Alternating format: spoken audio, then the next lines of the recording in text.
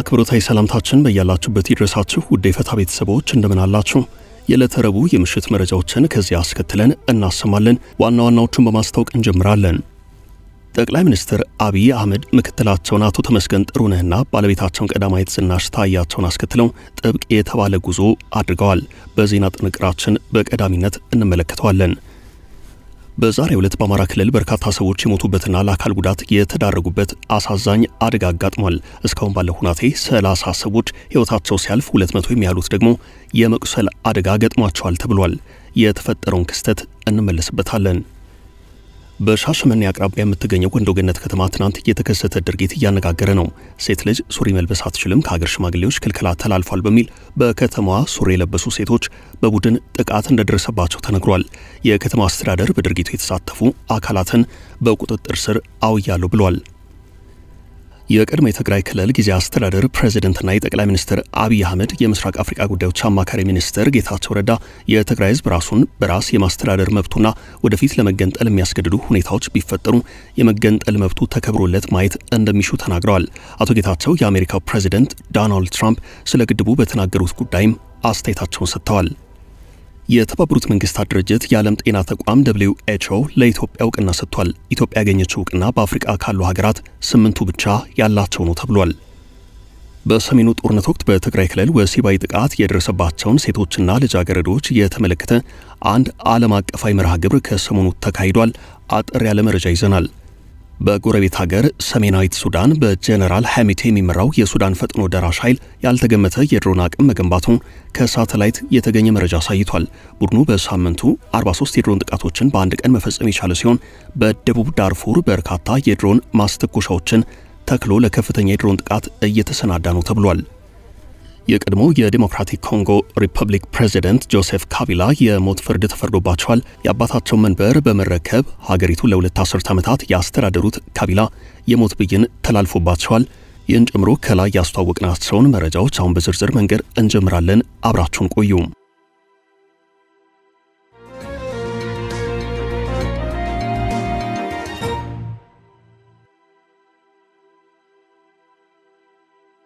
የጠቅላዩ ጥብቅ ጉዞ። ጠቅላይ ሚኒስትር አብይ አህመድና ቀዳማዊት እመቤት ዝናሽ ታያቸው በዛሬው ዕለት ጥብቅ የተባለ ጉዞ አድርገዋል። ጉዞው ወደ ጅግጅጋ የተደረገ ነው። የዚሁ ጥብቅ ጉዞ አካል የሆኑት ጠቅላይ ሚኒስትሩና ባለቤታቸው ቀዳማዊት እመቤት ዝናሽ ታያቸው ብቻ ሳይሆኑ ምክትል ጠቅላይ ሚኒስትር ተመስገን ጥሩነህ እንዲሁም በምክትል ጠቅላይ ሚኒስትር ማዕረግ የዴሞክራሲ ስርዓት ግንባታ ማስተባበሪያ ቢሮ ኃላፊ አቶ አደም ፋራ ናቸው። የጉብኝቱ ዓላማ በክልሉ የሚገኙ የተለያዩ የልማት ስራዎችን ለመጎብኘት ነው የተባለ ሲሆን ጠቅላይ ሚኒስትር አብይ ከዚህ ቀደም የነበረውን የጅግጅጋ ጉዟቸውን በተመለከተ ለሕዝብ እንደራሴዎች ምክር ቤት አባላት በሰጡት ማብራሪያ የሶማሌ ክልል ጉዟቸው ለሕዝብ የስንዴ ማሳ ለማሳየት በሚል ይፋ ባይደረግም ወሳኝነት ያለው ጉዞ መሆኑን ተናግረው ነበርም። የጉዞ ዓላማ በሶማሌ ክልል ከተጀመረው የጋዝ ምርት ግንባታ ጋር እንደሚያያዝ ጠቆም አድርገዋል።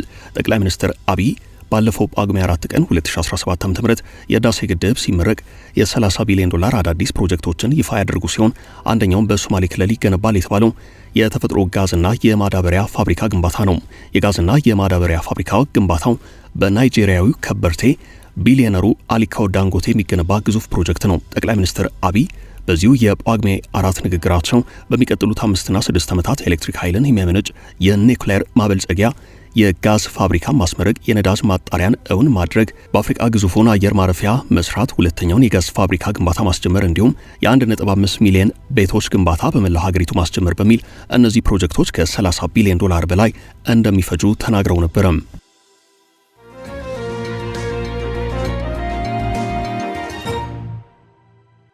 የዛሬው አሳዛኝ አደጋ የበርካቶችን ሕይወት የቀጠፈው አሳዛኝ ክስተት በአማራ ክልል ሰሜን ሸዋ ዞን በምንጃር ሸንኮራ አረርቲ ከተማ ሃይማኖታዊ በዓልን ለማክበር ወደ አካባቢው ጉዞ ካደረጉት ምዕመናን መካከል የግንባታ ርብራብ እንጨት ተደርምሶ የሞትና የአካል ጉዳት አጋጥሟል። የዕለቱ ቅዳሴ ተጠናቆ የቤተ ክርስቲያኑ የግንባታ ሂደት ምዕመናን እንዲጎበኙት ለማድረግ በነበረው ሂደት በርካታ ምዕመናን የርብራብ እንጨቱ ላይ መውጣታቸውን ተከትሎ አደጋው አጋጥሟል። በዚህም የአደጋው ክስተት ለፊኒሺንግ የተረበረበው እንጨት የመደርመስ አደጋ በማጋጠሙ እንደተፈጠረ ነው መረጃዎች ያሳዩት። አካላዊ ጉዳት ያገኛቸው በቁጥር 200 እንደሚደርሱ የአካባቢው ፖሊስ ተናግሯል። የፎቁ መረማመጃ 14 ዓመት የቆየ ነው። ሰዎች በጉብኝት ላይ ሳሉ ከአቅሙ በላይ ክብደት ስለተጫነው መወጣጫው ተሰብሮ አደጋው ደርሷል በማለት አደጋው እንዴት እንደተከሰተ ኢንስፔክተር አህመድ ማለትም የወረዳው ፖሊስ ጽሕፈት ቤት ኃላፊ ኢንስፔክተር አህመድ ገበየው ለቢቢሲ ተናግረዋል። በዚሁ አደጋ የቀን ሰራተኞች፣ መምህራንና መነኩሴዎች ሕይወታቸው እንዳለፈ ተነግሯል። የወረዳውን የኮሚዩኒኬሽን ጽሕፈት ቤት ዋቢ ያደረጉ ዘገባዎች እንዳመላከቱት ከሆነ በዚሁ አደጋ ቁጥራቸው ያልታወቁ ሰዎች ሞተዋል። የሟቾች ቁጥር 30 መድረሱን እስከ ቅርብ ሰዓታት ድረስ የወጡ ዘገባዎች አመላክተዋል። የወረዳው የኮሚዩኒኬሽን ቢሮ ኃላፊ አቶ ኖርላህ ከድር በጉዳቱ እስካሁን ቁጥራቸው በላይ ያልታወቁ በርከት ያሉ ሰዎች ሕይወታቸው እንዳለፈ የገለጹ ሲሆን ርብራቡ የተጫናቸውን ተጎጂዎች የማውጣቱ ስራ እየተካሄደ መሆኑን ተናግረዋል። አሁን ዘግየት ብሎ በወጣ አንድ መረጃ ደግሞ በዚሁ ርብራብ እንጨት ስር ያሉ ተጎጂዎችን የማውጣቱ ስራ የተጠናቀቀ ሲሆን ብዙዎችም ሕክምና እንዲያገኙ በተለያዩ መንግስታዊና የግል የጤና ተቋማት ሕክምና እየተደረገላቸው ነው። እስካሁን ባለው ሁኔታ 30 ሰዎች ሕይወታቸው ማለፉ የተነገረ ሲሆን ከደረሰው አደጋ አንጻር የሟቾች ቁጥር ሊጨምር ይችላል የሚል ስጋት አለም። በግንባታ መወጣጫ መደርመስ ምክንያት ባጋጠመው አደጋ በደረሰው ጉዳት መንግስት ሐዘኑን ይገልጻል ሲል የመንግስት ኮሚዩኒኬሽን አገልግሎት ሚኒስቴር በዛሬው ዕለት የሐዘን መግለጫ አውጥቷል። ይኸው መግለጫ በአማራ ክልል ሰሜን ሸዋ ዞን አረርቲ ከተማ አስተዳደር በግንባታ ላይ የሚገኝ የቅድስት ማርያም ቤተክርስቲያን ሕንጻን በመጎብኘት ላይ የነበሩ ሰዎች በደረሰባቸው አደጋ ተጎድተዋል። ሕይወታቸውን ያጡ ከባድና ቀላል የአካል ጉዳት የደረሰባቸው በርካታ ሰዎች መኖራቸው በመሰማቱ መንግስት የተሰማውን ሐዘን ይገልጻል።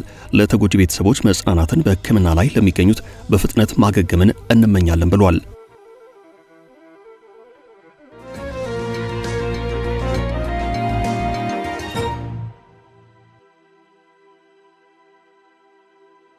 የወንዶ ገነቱ አነጋጋሪ ክስተት።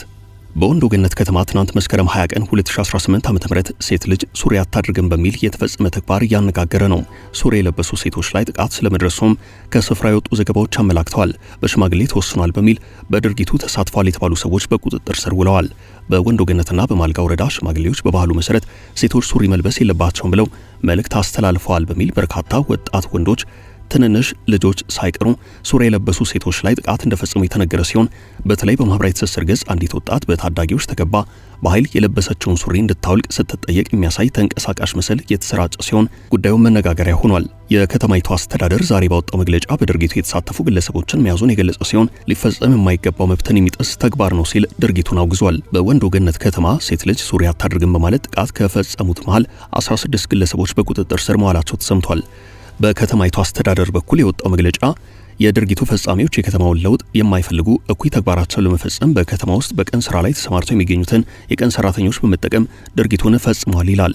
እነዚህ ግለሰቦች ሴት ሱሪ እንዳትለብስ በሽማግሌዎች ተወስኗል በሚል ሴቶችን በነጻነት የመንቀሳቀስ መብታቸውን ለመጣስ ሙከራ አድርገዋል ያለ ሲሆን ሴት እህቶቻችን በፈለጉት አይነት አለባበስ ለብሰው በነጻነት የመንቀሳቀስ መብታቸውን ለመጣስ የተሞከረው ሙከራ በመንግስትና ሰላም ወዳድ በሆነው ህዝባችን እርብርብ በፍጥነት ሐሳባቸው ሳይሳካ ማክሸፍ ተችሏል ብሏል።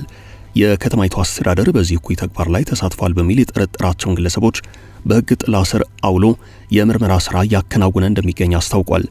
ለክስተቱ መንስኤ ነው ስለተባለው የሀገር ሽማግሌዎች ውሳኔ የከተማይቱ ባለስልጣናት ለቲክቫ ኢትዮጵያ በሰጡት ምላሽ የወንዶ ገነት ከተማ አስተዳደር መንግስት ኮሚዩኒኬሽን ጽሕፈት ቤት ኃላፊ አቶ መስፍን ዳዊት በከተማ አጎራባች አካባቢ በባህላዊ ጋብቻ ጥሎሽ ጉዳይ የባል ሽማግሌዎች ስብሰባ ላይ ይህ ሐሳብ ሴቶች ሱሪ እንዳይለብሱ የሚለው መነሳቱን በመግለጽ ሞተረኛ ወጣቶች አንዲትን ሴት በከተማው ወርሻ ተብሎ በሚጠራው ስፍራ ሱሪ ለምን ለበሽ በሚል ባነሱት ሐሳብ መነሻ የጎዳና ላይ ታዳጊዎችና የተለያዩ ወጣቶች ልጅቷን ከበው ሲጮሁ አንድ ወጣት ቀርጾ በቲክታክ ማሰራጨቱን መናገራቸውን ዘገባው አመላክቷል።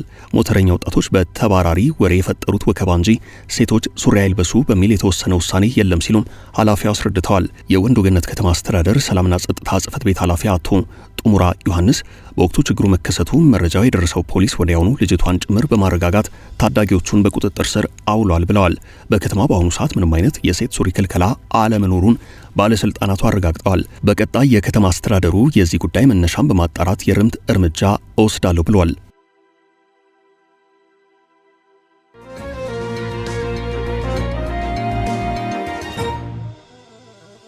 አቶ ጌታቸው ስለ ትግራይ መገንጠል የቀድሞ የትግራይ ክልል ጊዜያዊ አስተዳደር ፕሬዝዳንትና የጠቅላይ ሚኒስትር አብይ አህመድ የምስራቅ አፍሪካ ጉዳዮች አማካሪ ሚኒስትር ጌታቸው ረዳ የትግራይ ሕዝብ ራሱን በራሱ የማስተዳደር መብቱና ወደፊት ለመገንጠል የሚያስገድዱ ሁኔታዎች ቢፈጠሩ የመገንጠል መብቱ ተከብሮለት ማየት እንደሚመኙ ተናግረዋል። አቶ ጌታቸው በትናንትናው ዕለት በተሰራጨውና የ45 ደቂቃ እርዝማኔ ባለው ቃለ ምልልሳቸው ይህን የተናገሩ ሲሆን ኤርትራን እንዲሁም የህወሓት እንቅስቃሴን በተመለከተ የሰጡት አስተያየትን በተመለከተ በትናንት ምሽቱ ጥንቅራችን ሰፋ ያለ ዘገባ ማቅረባችን ይታወሳል። አቶ ጌታቸው ከቀድሞ የሮይተርስና ሲኤንኤን ጋዜጠኛ ጂም ስቴንማን ጋር ባደረጉት በዚሁ ቃለ ምልልስ የትግራይ ክልል ራስን በራስ የመወሰን ጉዳይ እንዲሁም የአሜሪካው ፕሬዚደንት ዶናልድ ትራምፕ የህዳሴውን ግድብ በተመለከተ ያስተላለፉትን መልእክት አስተያየት ሰጥተውበታል። አቶ ጌታቸው በዚሁ ቃለ ምልልሳቸው ትራምፕ ከጥቂት ሳምንታት በፊት ለግድቡ እውቅና ለመውሰድ ሞክረው ነበር በሚል ለተነሳው ሐሳብ ትራምፕ ንግግራቸው ምንም ፋይዳ እንደሌለው በሚያሳይ መልኩ ተናግረዋል። እኔ ፕሬዚደንት ትራምፕ ለማንኛውም ነገር ስለ አባይ ግድብና ለሁሉም ነገር እውቅና ለመውሰድ ቢሞክር ችግር የለብኝም። እውቅናውን ይውሰዱት። የእርሳቸው ንግግር የግድቡን እውነት አይቀይረውም ብዬ ስለማስብ ነው። የግድቡ መገንባት የኢትዮጵያውያን ውጤት መሆኑን የትራምፕ ንግግር ትርጉም እንደሌለው ገልጸዋል። አቶ ጌታቸው ረዳ ስለ ታላቁ የህዳሴ ግድብ በሰጡት ሌላኛው አስተያየት የግድቡን ስኬት ከምጣኔ ሀብት ፋይዳው በላይ የጎላ እንደሆነ አስረድተዋል። የህዳሴ ግድብ ትልቁ ስኬት በአባይ ላይ ሊገነባ የሚችለውን ትልቁን ግድብ የውጭ የገንዘብ ድጋፍ ሳንጠይቅ በራሳችን መገንባታችን ነው። ይህም ለዓለም አቀፉ ማህበረሰብ ከዚህ በኋላ ከዚህ ያነሱ ፕሮጀክቶችን እንዳንሰራ ልትከለክሉን አትችሉም የሚል ግልጽ መልእክት ያስተላልፋል ብለዋል። የህወሓት የረጅም ጊዜ አመራርና በሰሜኑ ጦርነት ወቅት ዋነኛው የፕሮፓጋንዳ አንቀሳቃሽ የነበሩት በፕሪቶሪያው የሰላም ስምምነት ቁልፍ ተደራዳሪም የነበሩት በመቀጠልም የትግራይ ክልል ጊዜ አስተዳደር ፕሬዝዳንት ሆነው ያገለግሉት አሁን ደግሞ በፌደራል መንግስት ውስጥ ከፍተኛ ባለስልጣን የሆኑት አቶ ጌታቸው ረዳ በዚሁ ቃለ ምልልሳቸው የትግራይ ህዝብ ራሱን በራሱ የማስተዳደር መብቱና ወደፊት ለመገንጠል የሚያስገድዱ ሁኔታዎች ቢፈጠሩ የመገንጠል መብቱ ተከብሮለት ማየት እመኛለሁ ብለዋል። አቶ ጌታቸው ረዳ በዚሁ ቃለ ምልልሳቸው የህወሓት የቀድሞ ጓዶቼ ከኤርትራ ጋር በመቀናጀት በድጋሚ በትግራይ ጦርነት ለመቀስቀስ የሚያደርጉትን ሙከራ እስከ መጨረሻው እፋለመዋለሁ ብለዋል።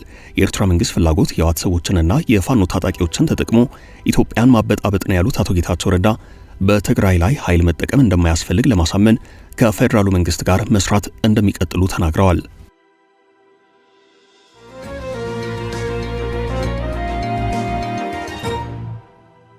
የዓለም የጤና ተቋም ለኢትዮጵያ የሰጠው እውቅና።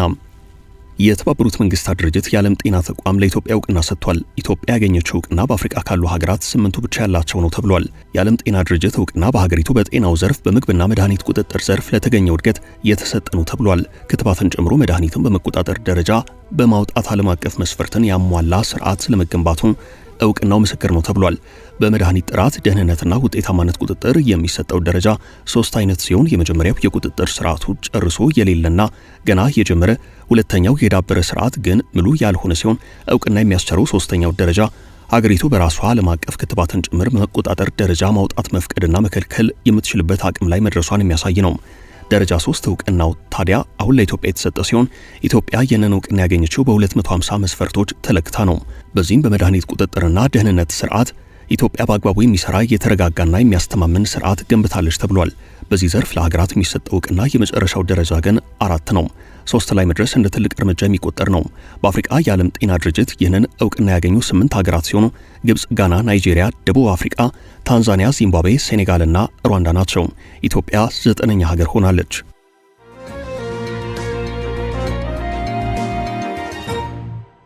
ለጦርነቱ ሰለባዎች ድምጽ የሆኑት ሽልማት አገኙ። በሰሜኑ ጦርነት ወቅት በትግራይ ክልል ወሲባዊ ጥቃት ለደረሰባቸው ሴቶችና ልጃገረዶች ድጋፍ የሰጡ ዓለም አቀፍ እውቅና አግኝተዋል።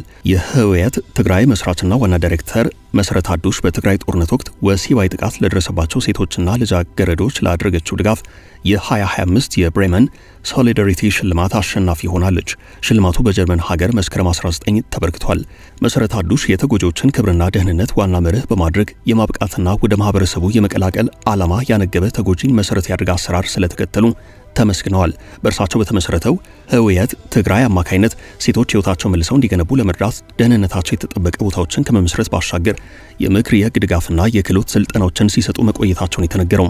በዚሁ መሰረት እውቅናው የ10,000 ዩሮ የገንዘብ ድጋፍ የተገኘበት ነው። መሰረት ሽልማቱን ሲቀበሉ ክብሩ የግል ብቻ እንዳልሆነ ተናግረዋል። ይህ ሽልማት በትግራይ ጦርነት ወቅት ጾታን መሰረት ላደረገ ጥቃት ሰለባ የሆኑ ሰዎችን የመቋቋም አቅም እውቅና ይሰጣል ብለዋል።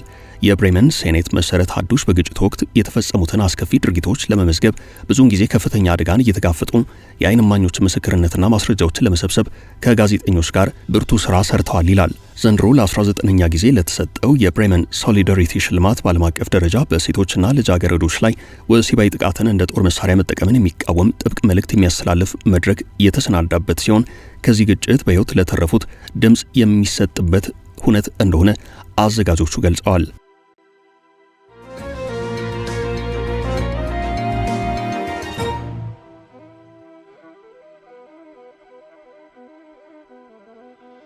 በሱዳን የድሮን ማዕበል። የሱዳን ፈጥኖ ደራሽ ኃይል ድሮን በገፍ መታጠቁ ተሰማም። በጀነራል መሐመድ ሐምዳን ዳጋሎ ሐሜቴ የሚመራው የሱዳን ፈጥኖ ደራሽ ኃይል ከሰሞኑ ተደጋጋሚ ሽንፈት ተከናንቧል። ቡድኑ ካርቱም ከተማን ሙሉ ለሙሉ የተነጠቀ ሲሆን ቁልፍ ከተሞችን እያጣም ይገኛል ተብሏል። በደቡብ የሱዳን ክፍል በዳርፉር ግዛቶች አሁንም ጠንካራ ይዞታ ያለው ፈጥኖ ደራሽ ኃይሉ ለከፍተኛ የመልሶ ማጥቃት እየተሰናዳ ነው።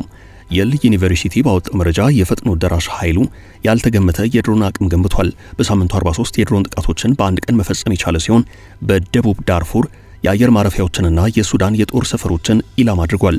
ፈጥኖ ደራሽ ኃይሉ አሁን መጠነ ሰፊ የድሮን ማዕበል በሱዳን ጦር ላይ ለማዝመት እየተሰናዳ መሆኑን የዩኒቨርሲቲው የሳተላይት መረጃ አሳይቷል። የሱዳን የፈጥኖ ደራሽ ኃይል የድሮን ማስተኮሻዎች በኒያላ አየር ማረፊያ ላይ መታየታቸውን ሰኞ ዕለት የተነሳ የሳተላይት ምስል አመላክቷል። በተጨማሪም 20 ማስተኮሻዎች በስፍራው ተገንብተዋል ተብሏል። ፈጥኖ ደራሽ ኃይሉ ኢራን ሰራሽ የሆኑ አጥፍቶ ጠፊ ድሮኖችን በብዛት መታጠቁን የተሰማው 23 ድሮኖች ተራን ሰራሽ የሆኑ ሻሂድ 136 የሚሰኙ የድሮን ስሪቶች ሲሆኑ በምስሉ ላይ በተካሄደው ምርመራም ይህም ተረጋግጧል።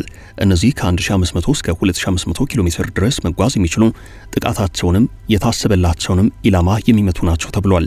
ለፈጥኖ ደራሽ ኃይሉ የድሮን መሳሪያ የምታስታጥቀው የተባበሩት አረብ ኤምሬቶች እንደሆነች በተደጋጋሚ ይነገራል።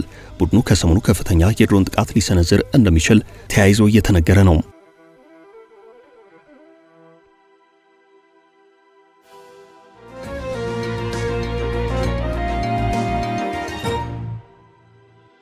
የፕሬዝዳንቱ የሞት ፍርድ። በኮንጎ ዴሞክራቲክ ሪፐብሊክ ዲአር ኮንጎ የሚገኝ ወታደራዊ ፍርድ ቤት በቀድሞ ፕሬዝዳንት ጆሴፍ ካቢላ ላይ በጦር ወንጀሎችና በሰብአዊነት ላይ በተፈጸሙ ወንጀሎች የሞት ፍርድ እንደወሰነ ሮይተርስ ዘግቧል። ፍርድ ቤቱ በህቡ ቡድን M23 በመተባበር በቀረበው ክስ ላይ ረጅም ጊዜ ምርመራ ከተደረገ በኋላ ትናንት ማክሰኞ መስከረም 20 ካቢላ በሌሉበት ፍርዱን ሰጥቷል። ፍርድ ቤቱ የቀድሞ ፕሬዝዳንት ግድያ፣ ወሲባዊ ጥቃት፣ ማሰቃየት፣ አመጽን ማነሳሳት ጨምሮ በበርካታ ወንጀሎች ጥፋተኛ ሆነው እንደተገኙ አመላክቷል። ጆሴፍ ካቢላ በፈረንጆቹ 2001 ፕሬዝዳንት ከሆኑ በኋላ ለ18 ተከታታይ ዓመታት ሀገሪቱን አስተዳድረዋል። የ54 ዓመቱ ካቢላ በ2001 በጥይት የተገደሉትን አባታቸውን ላውረንት ካቢላ በመተካት ለ18 ዓመታት በስልጣን ቆይተዋል። ካቢላ ስልጣናቸውን በ2019 ለፕሬዝዳንት ፌሊክስ ሼኪዴ ያስረከቡ ሲሆን ኋላ በመካከላቸው በተፈጠረ አለመግባባት በ2023 በፍቃዳቸው ሀገሪቱን ለቀው ወጥተዋል።